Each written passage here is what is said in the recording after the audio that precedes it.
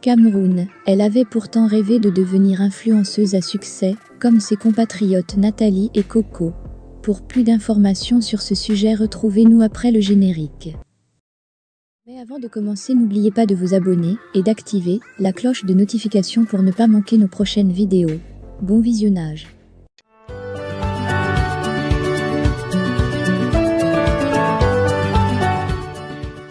Tout a commencé par une série de photos et de pratiques à caractère pornographique partagées sur la toile par une jeune Camerounaise au prénom virtuel de Cynthia.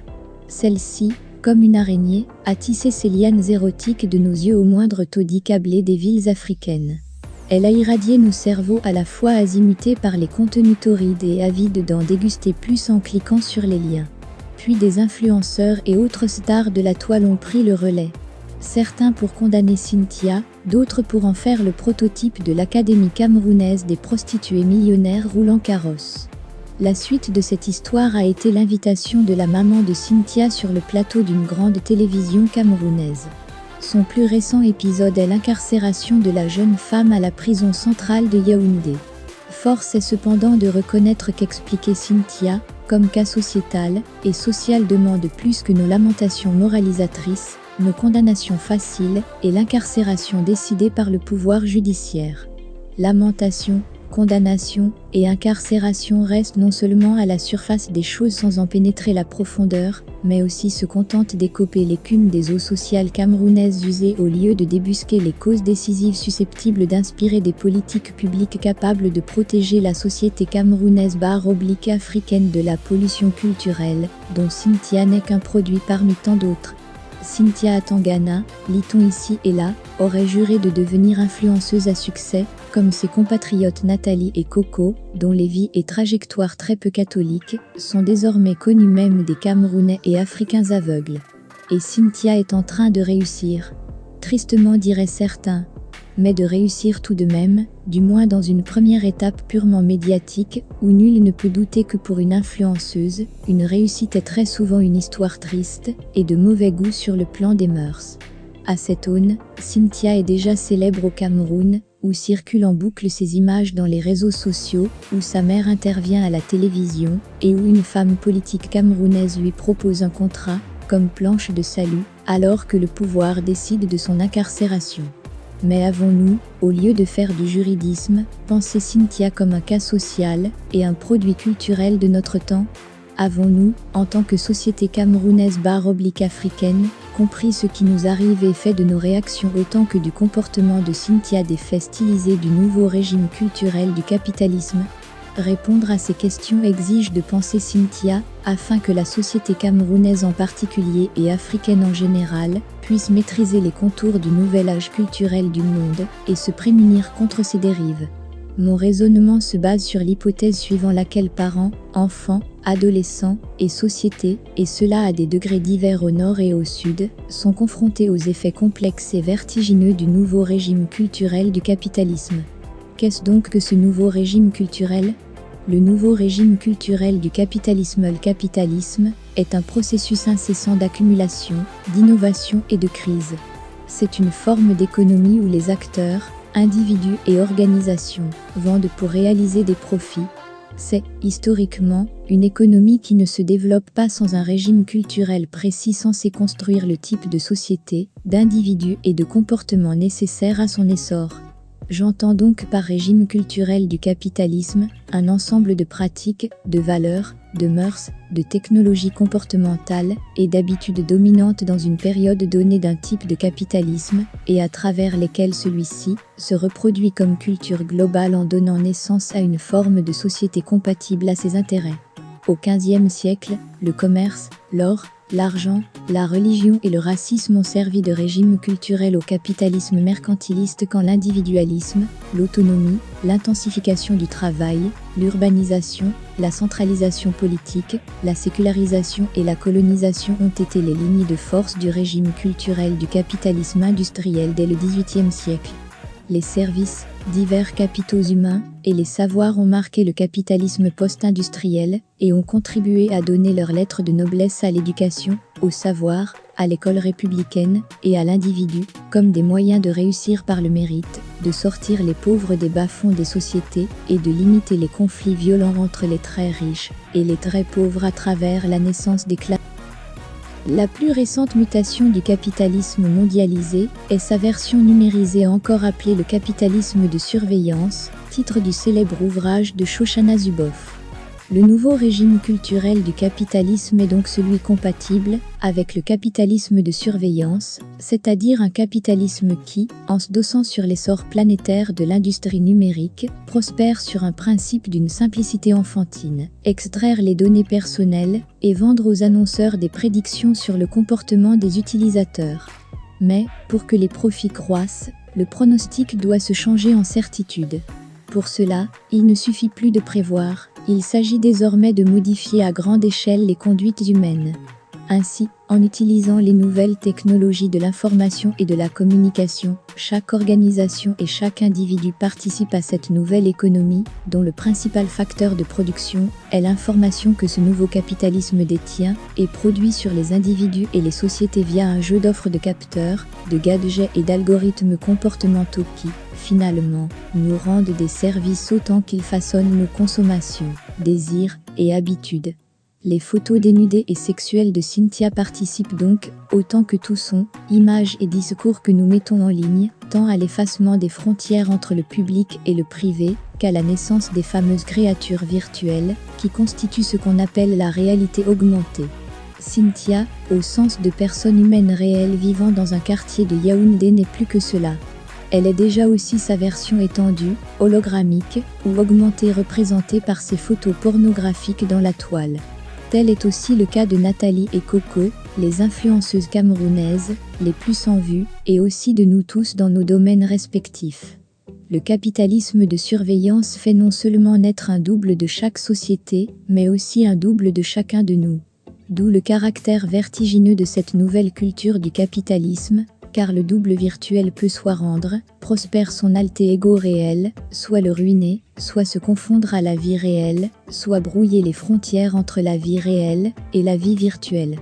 La jeune femme Cynthia se trouve prise dans les vents tumultueux et tourbillonnants de ce nouveau régime culturel au sens de force numérisée, qui happe chacun de nous à des degrés divers de dédoublement suivant nos inclinations. La prospérité du seul nouveau régime culturel, dont je parle, garde une constance historique du capitalisme. La prospérité du vice. Le capitalisme de surveillance constitue un turbo au caractère vicieux très ancien du capitalisme historique. Qu'est une influenceuse camerounaise ou mondialisée, si ce n'est très souvent une prime payée au vice, et où le triomphe d'une culture de l'argent qui transforme tout en marchandise, se situe au-dessus de toute autre valeur et devient, comme le disait Karl Marx, une prostituée universelle. Le nouveau régime culturel du capitalisme met en lumière un ensemble de facteurs multiplicateurs de la prospérité du vice. Énumérons, sans être exhaustifs, 5 d'entre eux. Premièrement, l'absence de considération morale dans les pratiques, car seule leur capacité à générer de l'argent compte. Les photos pornographiques de Cynthia sont donc de la pure marchandise pour des sites pornographiques qui peuvent en acheter et les utiliser comme des supports d'annonces publicitaires qui génèrent de l'argent à Cynthia. Les mêmes photos sont des produits de marketing pour blogueurs, influenceurs et coachs dont l'affluence des espaces virtuels est en corrélation positive avec leurs gains économiques. Les photos de Cynthia, comme produit économique, sont exactement la même chose qu'un livre que publie une influenceuse sur ses aventures sexuelles et gagne de l'argent dessus. L'argent n'a jamais eu une odeur pour le capitalisme, cela est encore plus renforcé avec l'économie numérique où les images, les sons et les paroles deviennent des produits marchands d'autant plus porteurs qu'ils sont. Deuxièmement, l'effacement / la confusion entre le privé et le public, puis entre le virtuel et le réel, fait du nouveau régime culturel le support d'une économie où la frontière entre bonnes mœurs et mœurs dépravées, entre valeurs et contre-valeurs est complètement brouillée. Ce phénomène est très prononcé dans la génération Internet à laquelle appartient Cynthia. Nés avec les réseaux sociaux comme seconde nature, ces jeunes ne savent plus la limite du dicible et de l'indicible, du faisable et de l'infaisable, de l'autorisé et de l'interdit, puis du réel et du virtuel. Cynthia est presque amusée, par le courroux que ces photos provoquent chez certains Camerounais, car elle prend ce qu'elle fait pour une habitude, un style de vie ou une télé-réalité. Troisièmement, le marché des corps. Nous avons en mémoire les esclaves qui ont alimenté les profits plantureux du capitalisme depuis 5 siècles via un marché mondial aux esclaves. Le nouveau régime culturel du capitalisme de surveillance renforce cette réalité de nos jours. L'industrie de la mode est une vente et un achat des corps, top modèle, sur son entendement esthétique, quand l'industrie pornographique est un marché des corps au sens sexuel du terme. Alors que, de mon temps, un camarade pris au lycée, avec un vieux journal pornographique était pur et simplement radié, de nos jours, il suffit d'un clic pour que des adolescents de l'âge de Cynthia tombent sur des centaines de sites pornographiques, où des corps nus en ébats sexuels de tous ordres sont le menu principal. Si tous les jeunes ne pratiquent et ne dérivent pas, il faut avouer qu'ils n'ont ni la même éducation ni la même capacité de résistance et de discernement. Le corps travailleur, le corps sexe en ligne, à distance par webcam interposée, prostitution, pornographie, et même les corps forts, Patrice Nganou, sont des marchandises dans un monde capitaliste qui rémunère ceux qui décident de les utiliser à cet usage. Pour le nouveau régime culturel du capitalisme de surveillance, il n'est pas du tout considéré comme vicieux de gagner sa vie en se prostituant, en cognant sur ses semblables, ou en vendant des vidéos pornographiques. C'est ce marché mondial du corps devenu sans limite grâce au caractère extensible à l'infini de sa dimension virtuelle, qui atteint Cynthia sans qu'elle en ait conscience. Quatrièmement, la promotion de fausses et éphémères valeurs, qui font pourtant gagner de l'argent à ceux qui les véhiculent. Les corps des influenceuses et des influenceurs, leurs garde-robe /costumes, leurs voitures, leurs conquêtes amoureuses, leurs strass et paillettes deviennent une fausse culture basée sur de fausses valeurs, qui éblouissent les jeunes éberlués et stupéfaits sur l'argent facile en montrant ses fesses, ses muscles, ses pitreries ou ses séjours dans des hôtels de luxe. Savoir compter, lire et écrire ne compte plus, quand le compte en banque se remplit, par des pratiques sollicitant moins nos ménages que nos vices. Le musicien Happy Défoulant dit, à qui veut l'entendre qu'il n'a pas le bac, mais son compte en banque est plein d'argent. Le Cameroun est désormais dans une culture de l'argent pour que faire pour limiter les dégâts ? Dans une vidéo, l'humoriste français Fabrice Eboué, dont l'un des parents est camerounais, rend compte, ainsi qu'il suit, des difficultés des parents dans le nouveau régime culturel dont je parle. Tu vis dans une société aujourd'hui, où les gens font médecine, ils font 10 ans d'études, et ils gagnent 3 000 à 4 000 euros par mois après des années d'études, où on te dit c'est la voie royale. Ils ont passé des concours, ils ont fini dans les premiers, et tu as des meufs qui montrent leur cul dans Instagram, et gagnent 40,000 à 50,000 euros par mois. Et de plus en plus tu vois ça et je suis comme tous les parents, je suis démunie. C'est quoi le juste milieu ? C'est quoi le juste milieu dans cette société, où on valorise de plus en plus le paraître, le manque de travail, le tout de suite ? Qu'est-ce que tu dis ? Parce qu'il faut être malgré tout compétitif. Tu as envie de protéger tes enfants des réseaux sociaux, mais les réseaux sociaux aujourd'hui c'est l'outil de travail quasiment le plus important de communication. Fabrice Eboué qui vit en France s'inquiète, dans cette déclaration de son rôle de parent dans un tel monde, où les nouvelles technologies sont un pharmacon, c'est-à-dire quelque chose qui sert à la fois de remède et de poison. Mais Fabrice Eboué est français, et vit en France, dont le positionnement, par rapport au capitalisme de surveillance, est plutôt un positionnement de leader et de locomotive.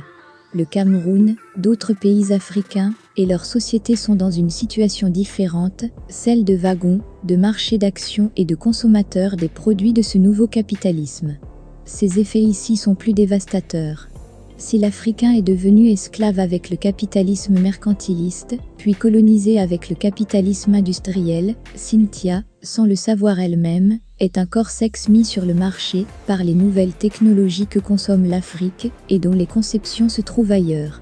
C'est donc les pays occidentaux et asiatiques, concepteurs des outils numériques, qui gagnent la plus grande partie de la valeur ajoutée de l'économie numérique, tandis que l'Afrique, ses populations et ses individus sont tout simplement de la matière économique, qui bénéficie des miettes du système. Ce que gagne Kim Kardashian ou Paris Hilton grâce à leur sextape est largement plus élevé que ce que peut gagner Nathalie ou Coco. Mais, ces dernières, dans une Afrique et un Cameroun appauvris, mal gouvernés et sans moyens, pour éduquer ces populations sont pour Cynthia la version populaire des réussites du capitalisme de surveillance. Comment donc protéger nos jeunes de la pollution culturelle, lorsque l'État n'a pas les moyens pour le faire, parce qu'en faillite et mal géré?